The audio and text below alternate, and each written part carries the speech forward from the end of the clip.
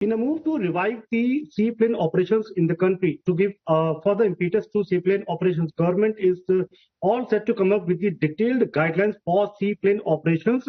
And the interesting or the biggest point of the guidelines is that for the first time, government is going to allow non-scheduled operators for seaplane operations in India. So these guidelines, which has been prepared with the extensive consultations with the private players, with the players those who are interested in seaplane operations and those who have got the expertise.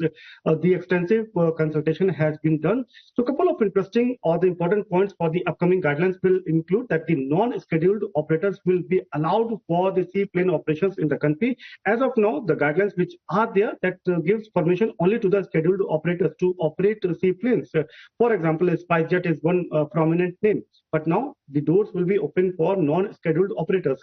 Another important point is that government will allocate a dedicated fund for the development of the seaplane infrastructure in the country. Government has already identified 100 such places across the country where seaplane operations can be a reality. It can be pushed forward. So for these 100 identified places, government will provide a fund for building the infrastructure. In addition to this, government will also provide the financial support to the probable players, those will come forward for the seaplane operations in the country, similar on the lines of the VGF, the viability gap funding, which is there for the UDAN scheme.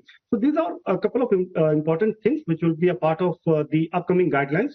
This is the second such attempt by government to revive the seaplane operations in the country. Earlier also it was made an sort of an attempt under the UDAN Yojana, but then it failed because of the financial challenges and because of the COVID impact. But once again, government is trying to revive, and we can see more players coming in for the seaplane operations in India.